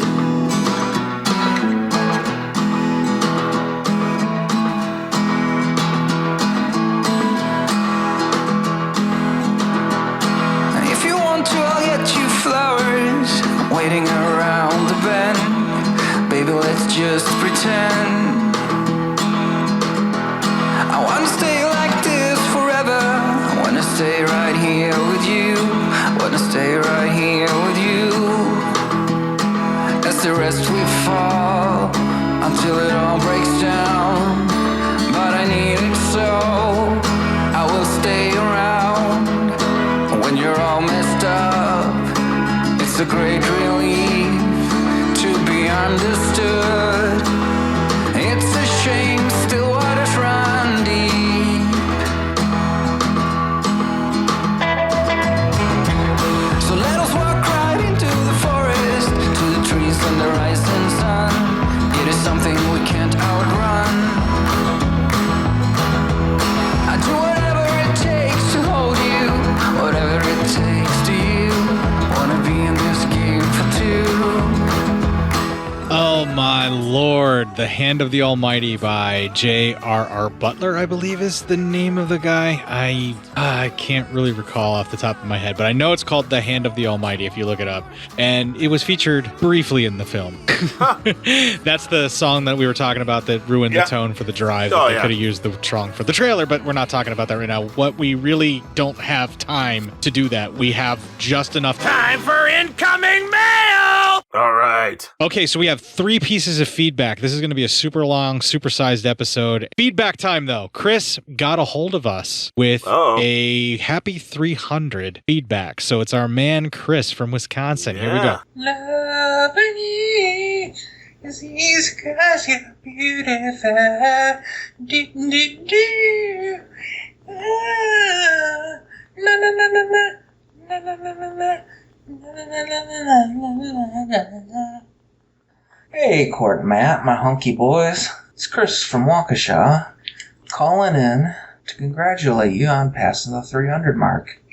I see you've decided to cover our favorite cannibal redneck torture family, the Sawyers, and I think that's because, just like to them, the Saw is family, PSYOPS is family, and you guys have been really impressive putting out high-quality material consistently, and that is pretty unique in the podcasting world. And I listen to a lot of podcasts, but you boys are really special. Just wanted to say thank you for all the amazing episodes, all the hard work you guys put in.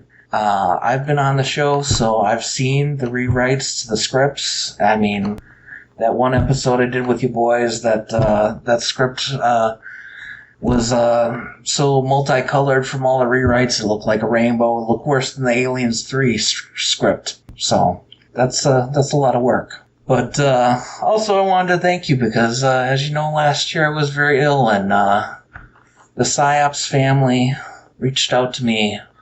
I was listening to your coverage, the glorious Andy Sedaris movies, and I didn't think I was going to make it. so I wanted to go out listening to Cinema PSYOPS. It's the only thing that made me feel peaceful and happy at the time. But luckily I turned it around. Things are much better now.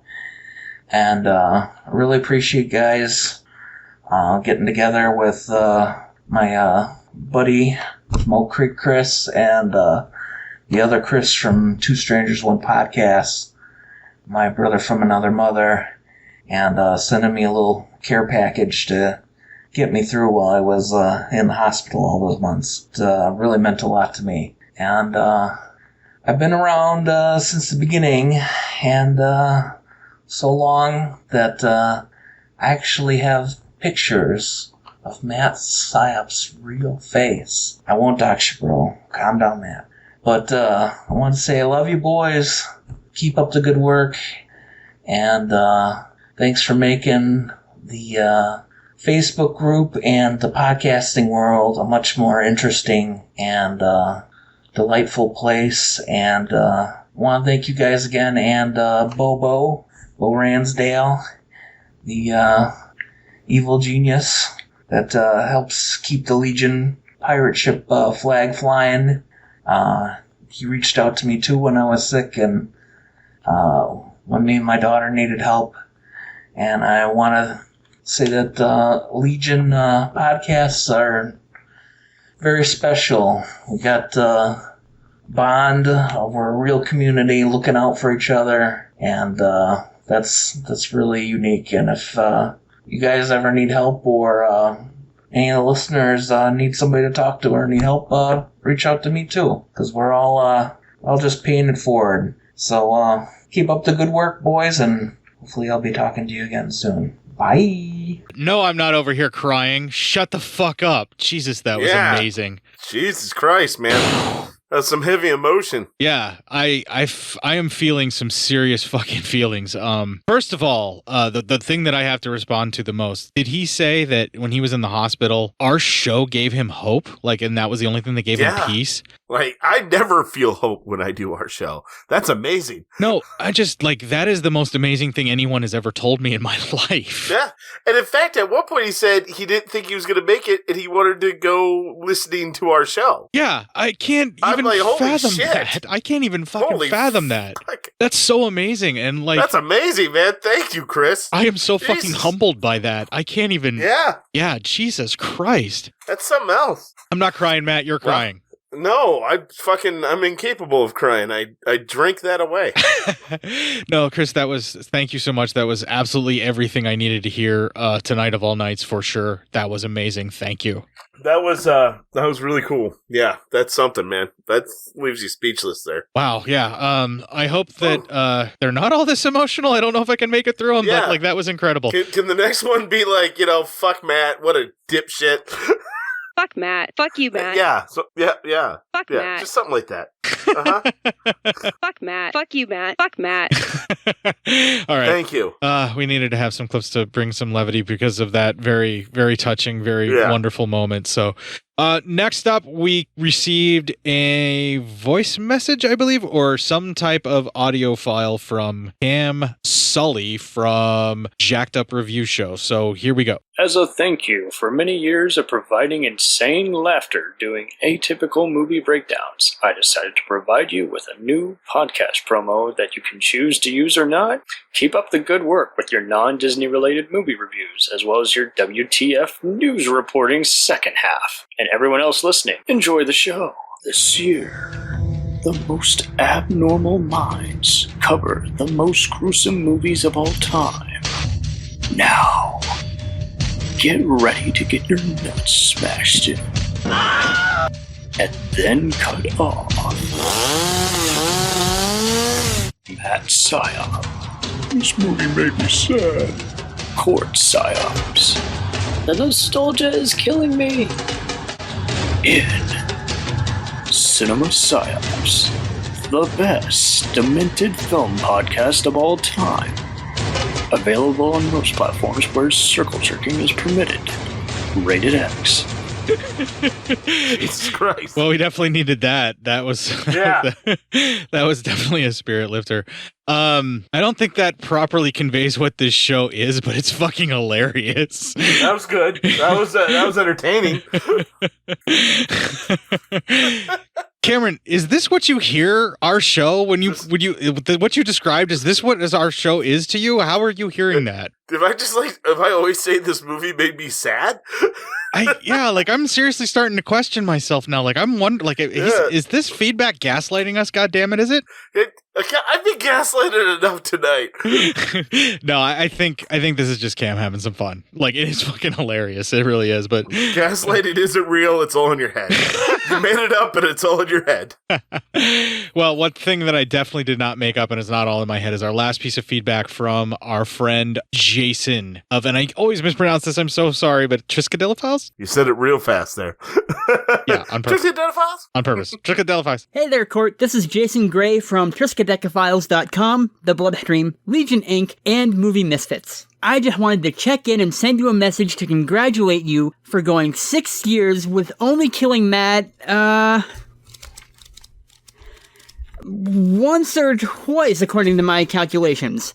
You have given us over 300 straight weeks where I know I can sit down every Sunday night and enjoy some hilarious discussion on yet another cinematic masterpiece. So once again, thanks and congratulations to making it to this momentous milestone, and I look forward to another 6 years and another 300 episodes, because otherwise, I don't know what I'm gonna do on Sunday nights. Because you guys like to joke how you're going to chase everyone away so you're only down to one listener. Well, I can guarantee that no matter how bad it gets, you will always have at least 2 listeners. I should really introduce the other one someday.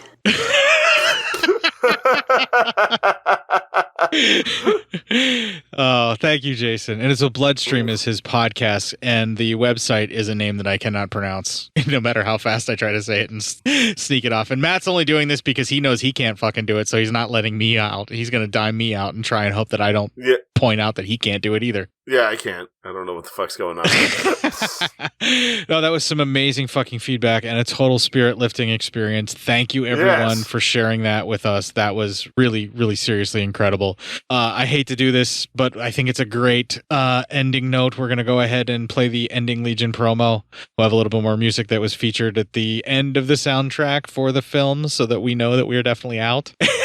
And when we come back, we will close out this really overlong show. If you enjoyed this show, then make sure you check out the other great shows on the Legion Podcast Network, like Cinema PSYOPS, Cinema Beef, Devour the Podcast, Duncan and Bo Come Correct, Exploding Heads Horror Movie Podcast, Friday the 13th, Get Slayed, The Hellming Power Hour, Hello, This is the Doom Show, Hero Hero Go Show, Kill the Cast, Underwater Kaiju from Outer Space, Jerry Hates Action, Legion After Dark, Mental Health, Obsessive Cinema, Discourse, Pick 6 Movies, the podcast by The Cemetery, the podcast on Haunted Hill, the Psychosemantic Podcast, Rick Radio, House of Wax, Dude Looks Like the 80s, Rabbit and Red Radio, the Shadecast, Short Bus Cinema, 2 Drink Minimum Commentaries, the VD Clinic, Who Will Survive Horror Podcast, and Witch vs. the Doomsday Clock. With such a wide spread of shows, there is guaranteed to be a niche for you to fall in love with. Horror, politics, movies, books, sex, music, commentaries, health, video games, kaiju, action, news, comedy, and opinions that would most likely get you killed in some parts of the world.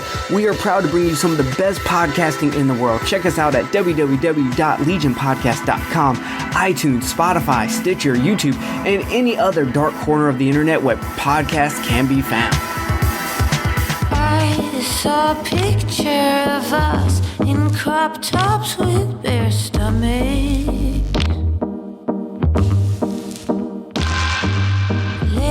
Dazzling teens, liberated, party queens, friends with vomit.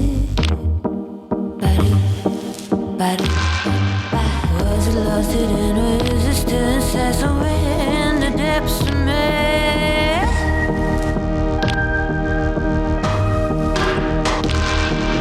Take me on a spree through every part of me, orange warning. Add color to the lines and friction to my mind, orange warning.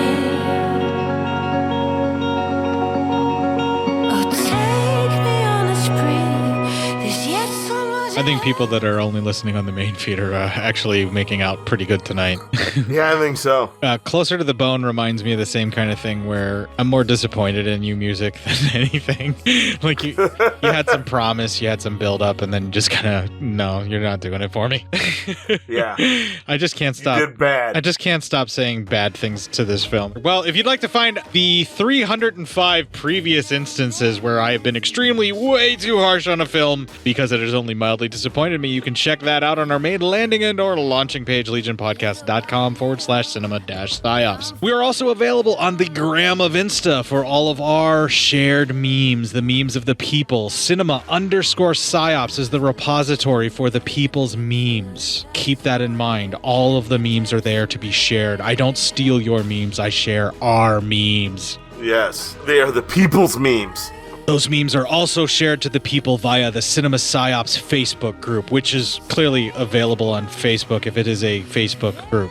Yeah. There's also right? me on Facebook. I am available as Court Psyop, and Matt is also available there as Matt Psyop. Occasionally, but as Darren will attest to you, eventually he will just ghost you until you give up on him unless you end up married to him. Holy shit. All right. No reason to get brutal out here. You can email feedback to Matt and say that 22 weeks of neglect is in fact time to get brutal. psyopmatt@gmail.com. I thought we were having a funny.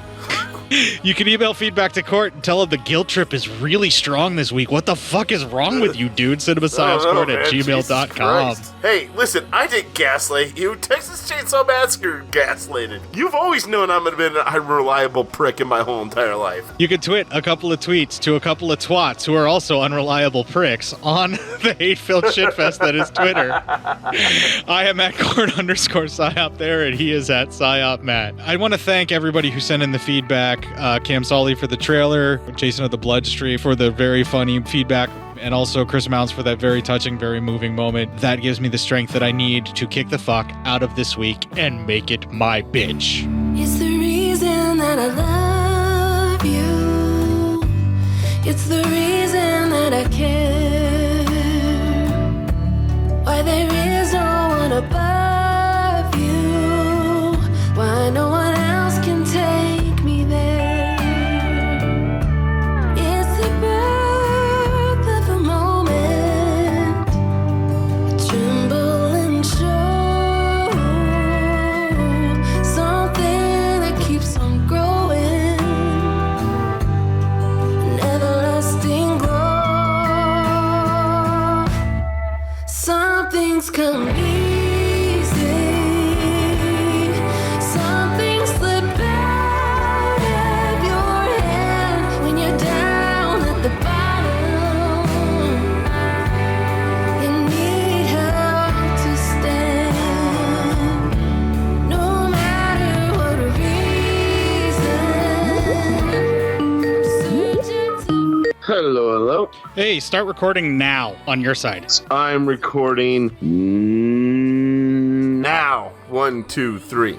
Okay, 4 clips total? Yep. Cool. Oh, holy What shit. else to fucking do? Dude, we got a fucking message in. Oh, yeah? Yeah, we actually got a message in. That's awesome. All right, how's your waveform looking? I got to download this message and prep it. Sorry. Everything looks good. That's a good thing, though. I don't mind starting the show just a little bit later because we got one more message in just in time. Yeah, right? That's actually a good thing. Yeah. Luckily for Jason, who is of Triskadillophiles, he sent it in at 7:20 p.m., even though I said this cutoff was 7 p.m. CST.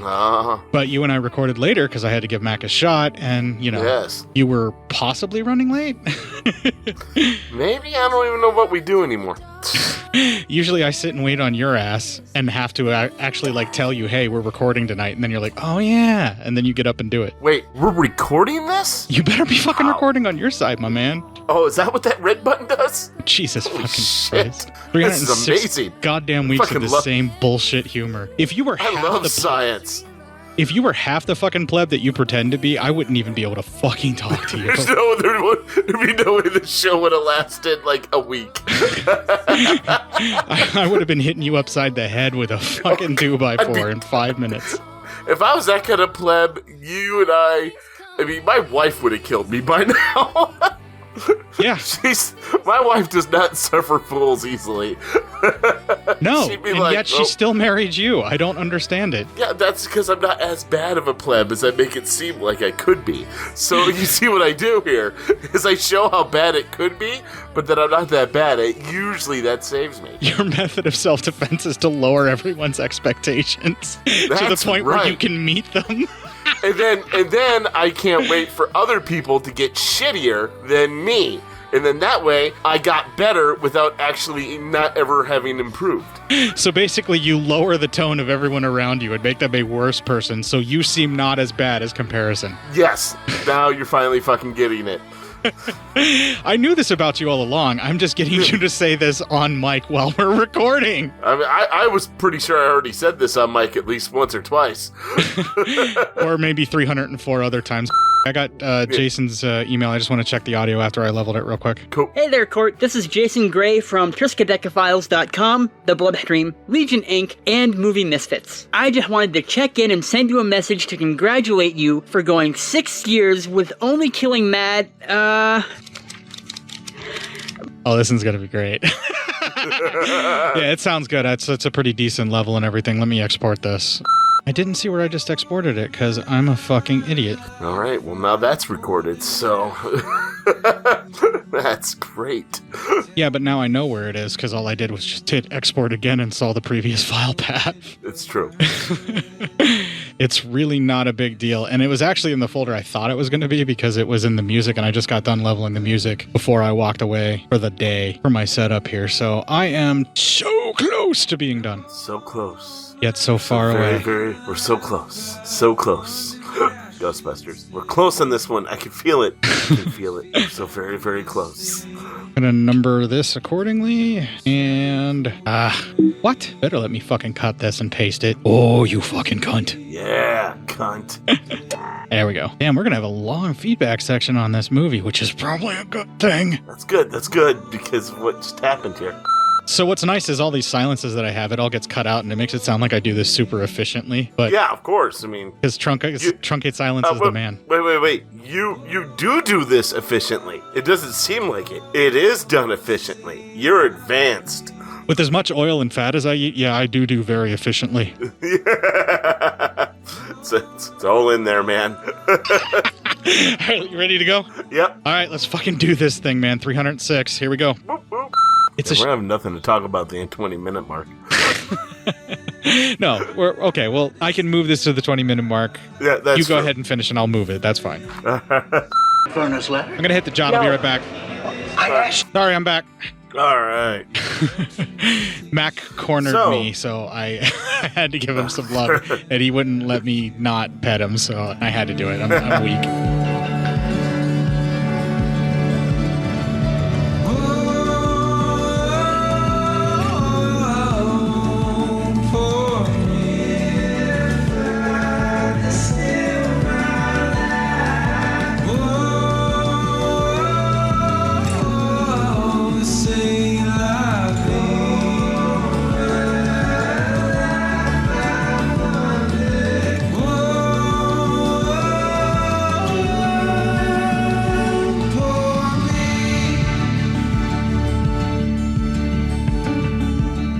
Gives me the strength that I need to kick the fuck out of this week and make it my bitch. All right, we're out. All right, and I have stopped recording.